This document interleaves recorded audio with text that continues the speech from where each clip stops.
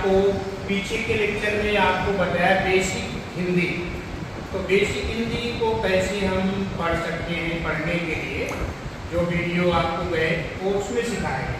अभी आज के वीडियो में हम आपको व्याकरण के बारे में बताएंगे। तो व्याकरण तो आपको आगे की कक्षा में आप जब जाओगे तो अच्छी तरह से सिखाया जाएगा, लेकिन बेसिक जानकारी जो होती है व्याकरण की, ग्रामर की, उसके बारे में आज हम आपको बताएंगे। अब बात आती है, देखो यहाँ लिखा है व्याकरण। व्याकरण हिंदी में व्याकरण होता है, अंग्रेजी में इसको ग्रामर बोलते हैं। तो व्याकरण है क्या? सबसे पहली चीज हमें समझना चाहिए कि व्याकरण है क्या और व्याकरण की जरूरत क्या है। तो व्याकरण किसी भी भाषा को शुद्ध बोलने या लिखने को भी हम क्या, तो बच्चों किसी भी भाषा हो, कोई भी भाषा, चाहे वो हिंदी हो, अंग्रेजी हो, मराठी हो, उर्दू हो, गुजराती हो, तेलुगु, कन्नड़, कुछ कोई भी लैंग्वेज, जो भी भाषा होगी उसमें व्याकरण की जरूरत है। क्योंकि व्याकरण ही हमें उस भाषा को शुद्ध पढ़ने या शुद्ध लिखने में हमारी मदद करता है, हमारी सहायता करता है। तो व्याकरण ग्रामर क्या होता है? किसी भी भाषा को शुद्ध बोलने या लिखने की में हमारी सहायता करने का काम व्याकरण करता है। इसलिए व्याकरण की जरूरत पड़ती है, ग्रामर की जरूरत। तो हम हिंदी की जो व्याकरण की शुरुआत करेंगे तो उसकी शुरुआत कहाँ से होती है? सबसे पहले हमें वर्ड से होती है। वर्ड, तो वर्ड देखो यहाँ पर आता है अक्षर। जैसे कि आपको पीछे के लेक्चर में हमने आपको बताया था कि वर्ड दो तरह के होते हैं, वही चीज। तो वर्ड मतलब अक्षर। तो अक्षर जो होता है किसी भी भाषा का जन्म जो है अक्षर से होता है, अल्फाबेट से होता है। तो यहाँ पर वर्ड क्या होता है?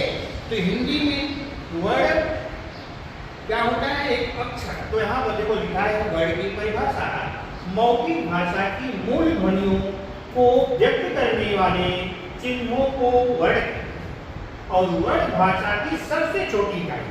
तो बच्चों ये सबसे छोटी इकाई, वर्ड से छोटी इकाई नहीं होती, क्योंकि अक्षर सबसे छोटा, यहीं से शुरुआत होती है, स्टार्टिंग होती है। तो अक्षर सबसे छोटी इकाई, छोटी इकाई का मतलब इससे छोटा कोई नहीं होता है। तो यहाँ पर वो अक्षर क्या होता है कि जो ध्वनि होती है, जो हमारी ध्वनियाँ निकलती हैं, वो ध्वनियाँ जो व्यक्त करती हैं, किन चिन्हों से व्यक्त करती हैं, उसको ही हम वर्ड कहते हैं, अक्षर कहते हैं। और अब आता है, इसे टुकड़ों में विभाजित नहीं किया जा सकता, क्योंकि जब सबसे छोटी इकाई जो होती है, जो छोटा से छोटा है, उसको और छोटा आप नहीं कर सकते। तो यहाँ वही चीज बताया कि वर्ड जो है ये सबसे छोटी इकाई है, इसलिए हम इसको और छोटा नहीं कर सकते, और टुकड़ों में उसको विभाजित मतलब बांट नहीं सकते, क्योंकि उससे छोटी इकाई है ही नहीं है, इसलिए हम उसको बांट भी नहीं सकते। तो जब आपको मालूम हो गया कि वर्ड क्या होते हैं, अक्षर क्या होते हैं, तो अब बात आती है कि वर्णमाला। वर्णमाला जो कि हम पीछे आपको बता चुके हैं, फिर भी यहाँ देखो वर्णमाला क्या होती है कि वर्णमाला की परिभाषा है, भाषा के मूल ध्वनियों के क्रमबद्ध समूह को वर्णमाला कहते हैं। जो भी भाषा होगी, भाषा माने लैंग्वेज, जो भी भाषा होगी, चाहे वो हिंदी भाषा हो, मराठी भाषा हो, उर्दू भाषा हो, गुजराती हो, कन्नड़ हो, तेलुगु, जो भी एनी लैंग्वेज हो, जो भी भाषा होगी उसको भाषा है। तो भाषा के मूल ध्वनियाँ, जो मूल ध्वनियाँ होती है, जो हमारी ध्वनियाँ निकलती हैं, जैसे क, ख, ये हमारी ध्वनि। तो जो मूल ध्वनियाँ होंगी उसको क्रमबद्ध समूह को हम वर्णमाला कहते हैं। क्रमबद्ध समूह मतलब जो होता है कि जैसे क के बाद ख आता है, ख, ग, एक क्रम है। तो जब हम उसको क्रम में बांध देंगे, वर्डों को क्रम में लगा देते हैं, तो उसको ही वर्णमाला हो जाती है। तो वर्णमाला की परिभाषा क्या है कि भाषा की मूल ध्वनियों के क्रमबद्ध समूह को वर्णमाला कहते हैं। तो वर्णमाला को उच्चारण के आधार पर, उच्चारण माने बोलने, अगर हम उसको जब बोलते हैं, जब किसी चीज को बोलते हैं उसको उच्चारण बोलते हैं। तो उच्चारण के आधार पर यहाँ पर बताया है कि देखो वर्ण को दो भागों में बांटा गया है। दो भागों में बांटा गया मतलब इसके दो भाग, वर्णमाला को दो भागों में विभाजित कर सकते हैं, उसको दो भाग, उसके दो पार्ट हैं। तो एक होता है स्वर, दूसरा होता है व्यंजन। तो स्वर अभी और व्यंजन ये हम पीछे के वीडियो में भी बता चुके हैं कि स्वर और व्यंजन क्या होता है।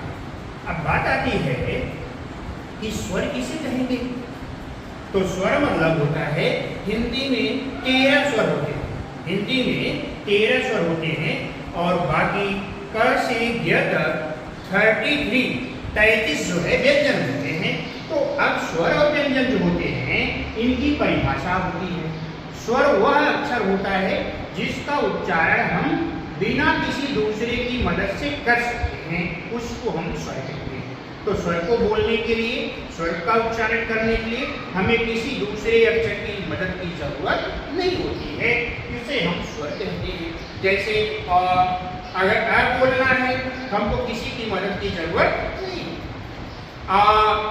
आ भी बोल सकते हैं, ई, उ, ए, ओ, औ, अंग, अह और री से ऋषि। इतने जो स्वर होते हैं इनको आप बोल सकते हो और इनका उच्चारण बिना किसी की मदद से हम कर सकते हैं। इसलिए ऐसे अक्षर जिसका उच्चारण हम स्वतः कर सकते हैं, बिना किसी की मदद से कर सकते हैं, ऐसे अक्षरों को स्वर कहते हैं।